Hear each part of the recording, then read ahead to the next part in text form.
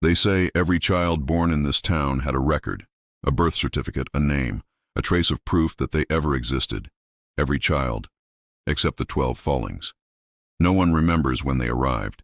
Some swear they saw the mother walking down the dirt road once, pale, holding a basket that moved on its own. But no one ever saw her again. The house they lived in still stands on the edge of the forest, its windows blackened like blind eyes. And sometimes, when the wind drifts across the hollow, it carries the faintest echo of laughter. Soft, uneven, almost human. The town kept their secret for years. No one questioned the missing paperwork, the vanishing midwives, the quiet adoption notices that led nowhere. But one winter morning, when a forgotten file surfaced in the county archives, everything began to unravel. 12 names appeared. 12 children who never went to school, never saw a doctor, never grew old. And according to the official records, they never existed at all. It began with an accident, the kind that unravels decades of silence. A freelance journalist named Mara Kent was assigned a dull task, archiving old public records for the town's historical society. The courthouse basement was suffocating, filled with the scent of mildew and rotting paper, the hum of fluorescent lights flickering above. She wasn't looking for anything extraordinary, only scanning dusty ledgers from the early 1900s, verifying names, births, and deaths to preserve in a digital archive. But when she turned to the F section and brushed the dust from a thick brown ledger, the name Folling appeared again and again, written in the same neat, trembling script. 12 entries, 12 children, each marked with a date of birth, but no corresponding parent details, no doctor's signature, and no trace of a filing officer. It was as if someone had gone through the formality of listing them, yet stopped before making them real. The strangeness of it caught her attention, especially when she tried to cross-reference the names in the digital census. There was nothing. No Follings ever recorded as residents, no deaths, no marriages. It was as though the 12 children had been born, named, and then erased before ever touching the world. Mara thought it was a clerical error at first. She ran the usual checks, called the county registrar, even emailed the National Records Department, but the responses were colder than the air in that basement. No record found. Every database replied. When she brought it up to her supervisor, he gave her a tight smile and told her to leave it. "The Follings," he said, lowering his voice. "Don't dig there. Some things are missing for a reason." It was meant as a warning, but it only deepened her curiosity. The next evening, long after everyone had gone home, Mara returned to the courthouse alone. She found more fragments, baptism requests that had been filled but never stamped, adoption papers with names crossed out, and a torn letter that mentioned the children in the Folling household being kept safe from the eyes of the law. The handwriting was rushed, fearful. The ink had bled through the page, as though the writer's hand had been shaking when they wrote it. Every lead seemed to disappear as soon as she followed it. Hospital logs from that year were missing. Midwife records had been destroyed in what the archives labeled as water damage, but there was no mention of any flood in the newspapers from that time. Someone had gone to great lengths to hide whatever the Folling name stood for. Mara's instincts as a reporter took over. She searched the town's property records and found a single deed registered under the Folling family name. An old farmhouse 3 miles east of town, abandoned for nearly half a century. The deed's last update was in 1953, signed by an official who himself had disappeared 2 months later. It was the kind of detail that makes your stomach twist. She decided she would go there, not as a journalist, but as someone desperate to know why 12 children existed only on paper. Before dawn, she drove through the fog-draped countryside, the road narrowing into a dirt trail lined with skeletal trees. When she reached the coordinates, the house was barely standing, a gray slanted structure swallowed by vines, its windows boarded up, its door hanging from one hinge. The mailbox still bore the name Folling, faded into the rust. She stood there for several minutes, frozen, as if the air itself resisted her presence. And then, faintly, she heard it, the echo of a child's hum, coming from somewhere deep inside. She thought it was her imagination, a trick of the wind, until it stopped abruptly, replaced by silence so complete it pressed against her chest. Mara realized then that the missing records weren't an error. They were a warning written in ink and buried under time, meant to keep people from asking the question she had just unearthed. Who were the Folling children, and why did the world choose to forget them? The road leading to the Folling House was one the town preferred not to remember. It curved away from the main highway and disappeared into the thicket like a scar, half swallowed by creeping roots and damp soil. Mara drove slowly, her headlights cutting through the mist, the sound of gravel crunching beneath the tires echoing louder than it should have in the still morning air. The map said the property lay at the end of this trail, surrounded by acres of forest that hadn't been tended in decades. When she finally reached it, the house looked less like a structure and more like a corpse of one. Its bones jutting through collapsed walls, its roof caved in under the weight of years. Yet there was something strange about it, something that didn't feel entirely abandoned. From the tree line, it seemed to watch her approach. The first thing she noticed was the silence. No birds, no insects, no wind through the leaves. Even her own breathing felt intrusive, too loud, too alive. The farmhouse was large, much larger than she expected, and its windows were sealed from the inside with wooden boards darkened by time. The paint had peeled away in strips, revealing layers of gray beneath, and the front door hung ajar, the hinges groaning as she nudged it open. Inside, the air was stale and thick, heavy with the scent of damp wood and something faintly metallic, the smell of forgotten years. Dust drifted through the air like ash, and in the dim light that filtered through the cracks, she could make out the outlines of furniture. A rocking chair, a piano with missing keys, a cradle overturned in the corner. She switched on her flashlight, and its beam landed on a series of children's drawings pinned to the wall. Crude stick figures, scrawled in black pencil, each labeled with a name. Elsie, Martin, Nora, Jeb, names that matched the ones in the ledger.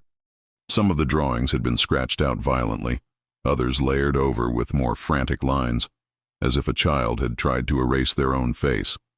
The deeper she moved into the house, the colder it became, though the air outside was warm. The floorboards moaned under her steps, and occasionally something in the walls shifted, slow and deliberate, as if reacting to her presence.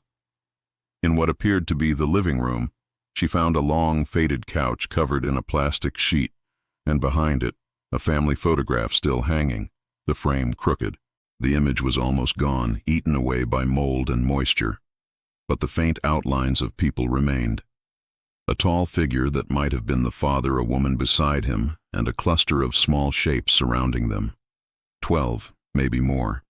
Their faces were too smudged to see clearly, but one thing was certain: they were not smiling. A chill ran through her as she realized that the eyes of the figures had been carefully scratched out with something sharp, leaving only hollow white marks where pupils should have been. She thought she heard something then. A faint giggle, so brief and distant she might have imagined it. It came from upstairs, followed by the soft sound of feet running across the floorboards. Mara froze, the beam of her flashlight trembling. The sound stopped as suddenly as it began. Gathering her courage, she climbed the staircase, each step complaining under her weight. At the top was a narrow hallway lined with doors. The one at the far end was slightly open, and from inside came a low, rhythmic tapping. She approached, and the tapping ceased. When she pushed the door open, the room revealed rows of small beds lined against the walls, each one neatly made, each one empty. On the ceiling above them, etched in soot or ash, were 12 handprints, small, uneven, blackened by age. Her chest tightened. She backed away slowly, her breath fogging in the suddenly cold air. The air shifted again, carrying with it a faint, unmistakable sound. Laughter, faint and playful, echoing through the empty halls before fading into the floorboards beneath her feet. It was then she understood why the locals avoided this place. The house was not abandoned.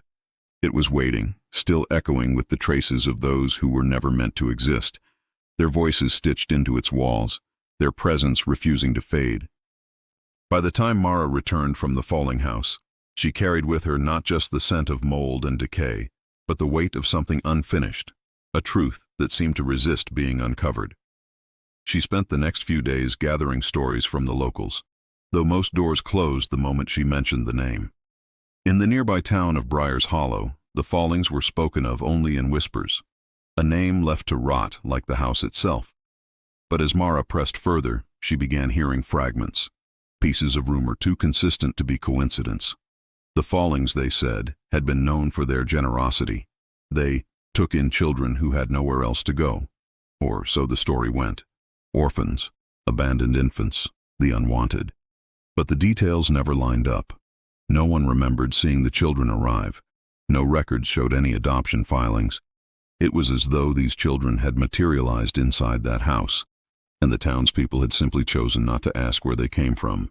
An old woman who ran a small thrift shop near the edge of town was the first to talk openly. Her voice trembled when she spoke, her eyes fixed on the floor. "We called her Mother Folling," she said. "She used to come down to the market every Sunday. Never spoke much. Always carried that wicker basket, the one with the blanket inside. People said there was a baby in it, but nobody ever saw it move." The old woman paused, tracing the rim of her teacup. Then, one day, she stopped coming. But the stories kept growing. Others described seeing the father, tall and quiet, always keeping to himself, building high wooden fences around the property until the house looked like a fortress. The children, if they were real, never came into town, never attended school, never played outside the gates.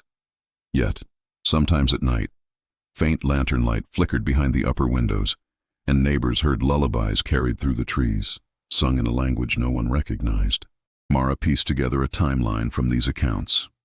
The adoptions, if they could be called that, began sometime in the late 1920s, when the Great Depression had driven many families to desperation. Abandoned infants were not uncommon then, but what troubled Mara was how no church, no orphanage, no government agency had any record of children being placed in the care of the Follings.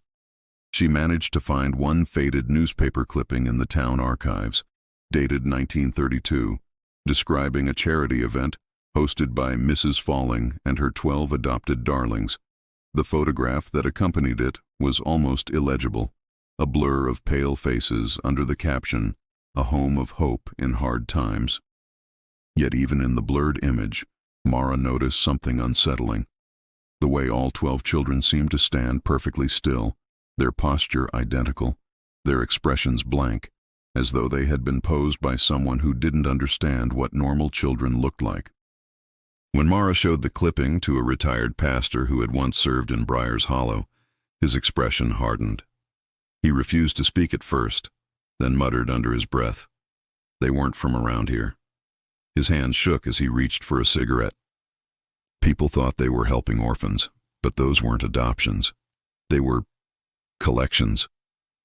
He wouldn't explain further, only saying that the church had once been asked to bless the Folling property, and after that night, 3 altar boys went missing. The pastor claimed the church burned all related documents, calling it a mercy. By then, Mara's research had begun attracting attention.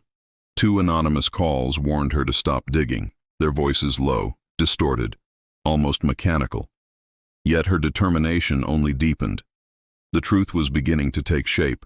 The Follings hadn't adopted children. They had gathered them. For what purpose, no one could say. But as Mara looked again at the faces in the photograph, something new caught her eye. In the far corner, partially hidden behind the others, a 13th shape seemed to stand, smaller than the rest, its outline faint, almost invisible, as though whoever had taken the picture hadn't wanted anyone to notice it at all. The trail that led Mara to the midwives began with a name half erased from a registry page. In one of the oldest logbooks she recovered, a faint signature appeared beside the first Folling birth entry. Clara Wynne, midwife. The ink had bled, the handwriting shaky, as if the name had been written by a hand unwilling to claim it. Mara searched the town's death records for Clara, but found nothing. No obituary, no family record, no grave.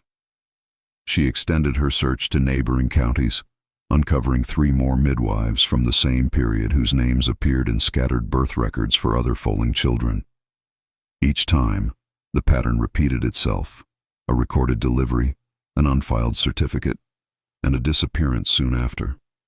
It was as though every woman who had ever been called to that house had been erased, one by one, their existence fading the moment they crossed its threshold. She tracked the first clue to an abandoned cottage near the town's border. According to the locals, it had once belonged to Clara Wynn's sister. The woman was long dead, but the house still stood, roof sagging, its yard overrun with weeds.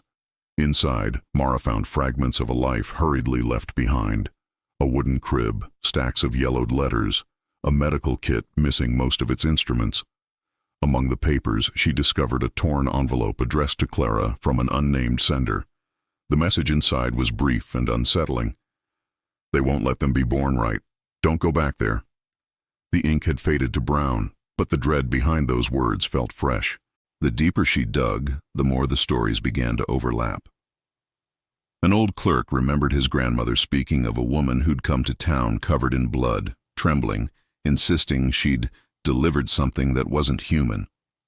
No one had believed her, and she'd vanished the next day. Another local mentioned that his grandfather once saw a group of men loading wooden crates onto a wagon outside the Folling property late one night, each about the size of a coffin, though he swore they were too light to contain bodies. The town treated these memories as ghost tales told to frighten children, but Mara began to sense there was something much darker at the root, a pattern of disappearance tied to every life supposedly brought into that home. Her research led her to the archives of a neighboring town, where she finally found the name of the last midwife, Margaret Dales. She had been 26 when she vanished. The newspaper clipping reporting her disappearance was brief, tucked between advertisements and church notices. It stated she had been last seen leaving for a house call with the Folling family and never returned. The official investigation had concluded without a single witness statement. The sheriff at the time, according to a surviving report, had written in the margins of his logbook, "No further inquiry required." Someone had wanted her gone, and someone with authority had ensured the matter stayed buried. Haunted by this discovery, Mara drove back to the Folling House, determined to find physical proof.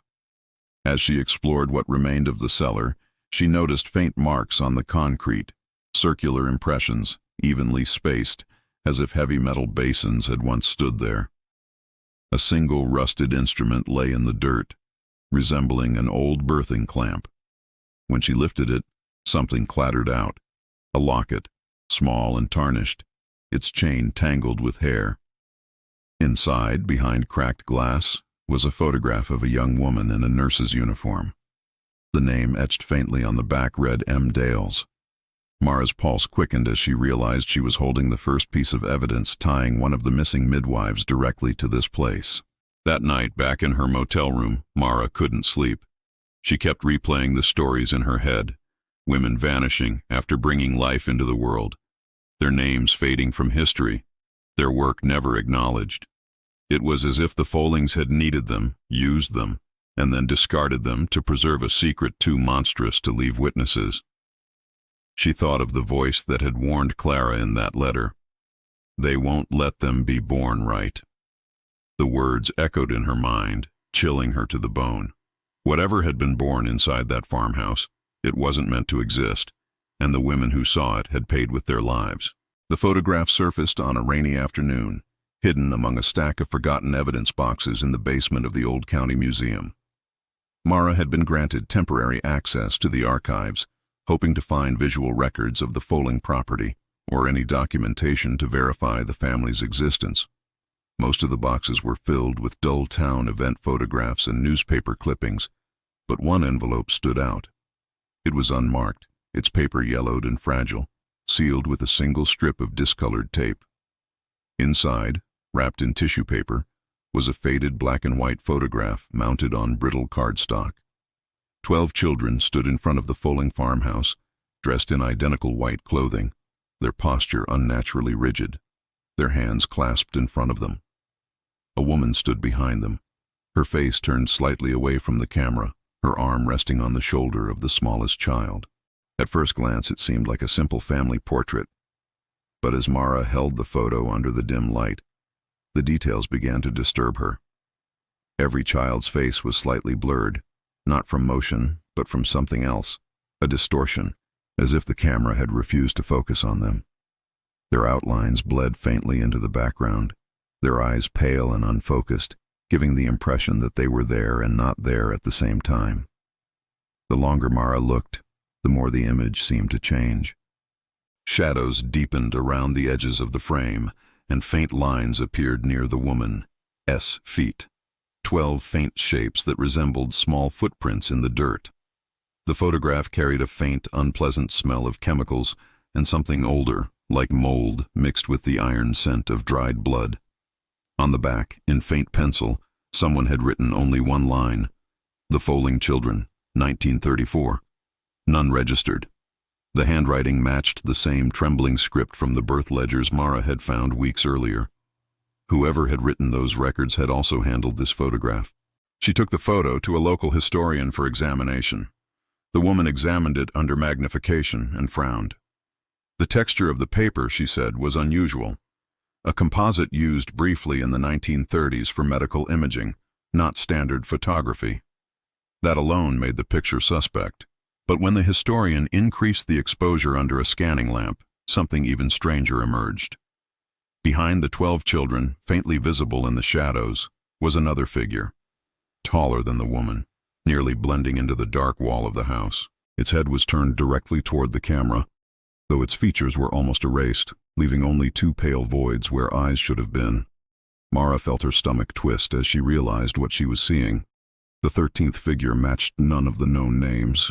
It hadn't been mentioned in any record, any story, or any document. It was as if the photograph itself had captured something that shouldn't have been there. She scanned the image into her laptop and adjusted the contrast, digitally revealing even more disturbing details.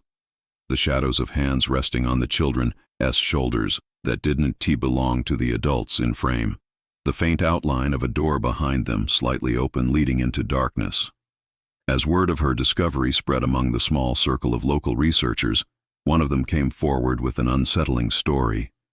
Years ago, he said, a photographer named Edwin Price had lived in town during that era, working mostly for family portraits and newspaper assignments.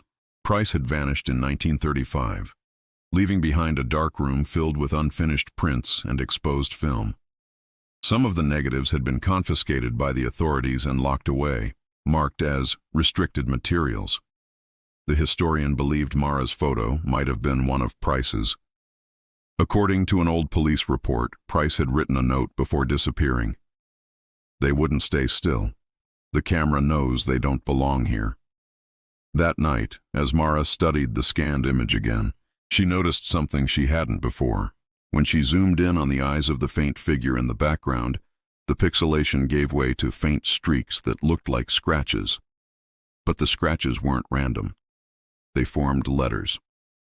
After several adjustments, the faint message became clear, etched into the darkness of the print itself. "Help us remember." Her breath caught in her throat. She realized this wasn't just a photograph. It was a remnant, a plea embedded in time, captured by someone who had seen too much and paid for it with his disappearance. Whatever the Folling children had been, the world, and perhaps something beyond it, had conspired to make sure their faces would never be remembered clearly again. The courthouse fire was supposed to be an accident. At least that's what every official report claimed. It happened in the spring of 1942, when a blaze erupted overnight in the records wing of the Bryan County Courthouse, consuming nearly a century's worth of birth and death documents. The cause was ruled electrical failure, though no one could explain how a building that had been closed and locked for the night could ignite from the inside. By morning, the archives were ash, and with them, much of the town's documented history. For most people, it was an unfortunate loss of bureaucracy. For Mara, it was the final missing piece in a puzzle that had already taken a terrifying shape. Every file tied to the Folling family, the adoption records, the missing midwives' documentation, even the photo negatives, had been housed in that same section. The fire hadn't been random. It had been precise, almost surgical, burning only what needed to disappear. Mara obtained a microfilm copy of the old investigation report, one of the few that had survived in the state library. The document was brief, stamped with red ink that read "Case closed." But there were inconsistencies everywhere. The responding fire chief had written that when his team arrived, the flames were unusually contained, burning in isolated pockets that refused to spread beyond the records room. It was as if the fire had been fed from the inside, fueled by something chemical rather than electrical. One witness, a janitor who had been working the night shift, claimed to have seen men entering the building shortly before midnight. He described them as official-looking, wearing coats with state emblems and carrying metal canisters. When he reported this detail later, the sheriff dismissed it as confusion caused by smoke inhalation. Within a week, the janitor resigned, and no further statements were taken. The more Mara read, the more she realized that the destruction had been deliberate, an erasure disguised as tragedy. She traced the signatures at the bottom of the report to government clerks who had all died within the next 5 years, most of them in accidents. One had drowned in his bathtub, another had fallen down a flight of stairs, and a third had simply vanished on a hunting trip. It was too many coincidences for one small town.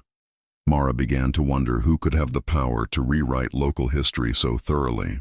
When she cross-referenced the courthouse's insurance files, she found that the claim had been paid out not by the state, but by a private benefactor whose name appeared in faded ink, H. Folling. The signature was nearly identical to the one she'd seen on the property deed of the farmhouse. Somehow the family had managed to not only escape official scrutiny, but also fund the cover-up of their own existence. As she followed this thread, she discovered another anomaly. Several government ledgers were rewritten from scratch after the fire, replacing real names with falsified ones. The Follings property was reassigned under a shell company, and their birth records were struck from every surviving census. The effort was too coordinated to be the work of a grieving family trying to protect their privacy. It was institutional, intentional, methodical, a purge of the past. When Mara brought her findings to the local paper, the editor refused to print them. "That's old business," he said coldly. "You don't dig up old business here." Late that night, Mara received an email from an unlisted address. The subject line read only, "Stop." Attached was a single image, a scanned newspaper clipping from 1942, the week of the courthouse fire. The headline read, "Records lost in overnight blaze," but what caught her attention wasn't the article. It was the photograph beside it. In the background of the smoking courthouse ruins, half hidden by the crowd, stood a tall figure in a dark overcoat, his face turned directly toward the camera. His expression was unreadable, his outline strangely familiar. She enhanced the image, and her pulse quickened. The man bore an uncanny resemblance to the father from the Folling family photograph, unchanged by time, his eyes staring straight into the lens as if aware he was being seen. That night, Mara couldn't shake the feeling that she was being watched. Every file she'd saved flickered on her laptop screen as though touched by static. When she tried to reopen the scanned reports, they were gone, replaced by a single black image with faint gray text across it. Some families are meant to be forgotten. It was no longer a mystery she was uncovering. It was a message, one that had survived the fire, warning her that the Follings were never erased by accident. They were protected by something that could burn history itself to keep their secret. The confession came from a man named Samuel Greaves, who had lived most of his life in silence at a care home on the outskirts of Briar S. Hollow. He was 87 when Mara found him, his mind half swallowed by dementia, his memories drifting in and out of coherence like fading radio signals. But his name appeared in a fragment of a labor registry from 1940, one of the few surviving documents from the courthouse fire. It listed him as groundskeeper, Folling Estate. When Mara visited him, he sat by the window of his small room, hands trembling over a cup of cold tea, his eyes fixed on something far beyond the glass. At first, he didn't seem to recognize her or even remember his own name, but when she mentioned the word Folling, his gaze snapped toward her with startling clarity. His lips tightened, and for a long moment he said nothing. Then, in a hoarse whisper, he muttered, "You shouldn't have found me." Mara assured him she wasn't there to accuse him, only to understand. Something in her tone must have convinced him, because after a long silence, he began to speak. His words came slowly, scattered at first, but each one carried the weight of a memory he had tried for decades to bury. He said he'd been 17 when he was hired by the Follings, fresh out of the orphanage, desperate for work. The pay was good, the property remote, and the conditions simple. No questions, no visitors, and no talking to the children. At first, he thought little of it. He mended fences, chopped wood, kept the grounds clean. But the house was strange, even in daylight. The curtains were always drawn, and no matter what time of day it was, faint lullabies echoed through the halls, sung in voices that didn't sound quite right, too slow, too uniform, as if rehearsed by something that didn't understand the meaning of the words. He said he rarely saw the children up close. Sometimes he'd glimpse them from the edge of the woods, standing in a line by the porch, unmoving, their heads tilted slightly to one side as if listening to something only they could hear. Once he caught a glimpse of one staring back at him from an upstairs window. Her eyes were pale gray, her skin paper-thin, and when he blinked, she was gone. They weren't normal, he murmured. They didn't play, didn't cry, didn't eat like us. The mother said they were special. Born under the same moon, she said. But sometimes at night, I'd hear her crying in the kitchen, begging something to stop growing inside them. Mara listened, her recorder running quietly on the table. Samuel's voice dropped to a whisper as he continued. He told her there were more than 12 at one point, at least 15 by his count. But not all of them stayed right, as he put it. Some were stillborn, others simply stopped breathing days after birth. When he tried to bury the first one behind the orchard, the father stopped him. Not there, the man had said. They belong to the house. Samuel didn't understand what he meant until later, when he was told to carry the small, lifeless body down into the cellar. There, beneath the wooden floorboards, were shallow spaces already dug, 12 in total. The father instructed him to wrap each body in linen and place them gently inside. He was told they were unwanted attempts, though the words didn't make sense. He paid me to bury them under the room where they were born, Samuel whispered, his voice breaking. Said the ones that survived needed the rest nearby to keep breathing. After that, he said, strange things began to happen.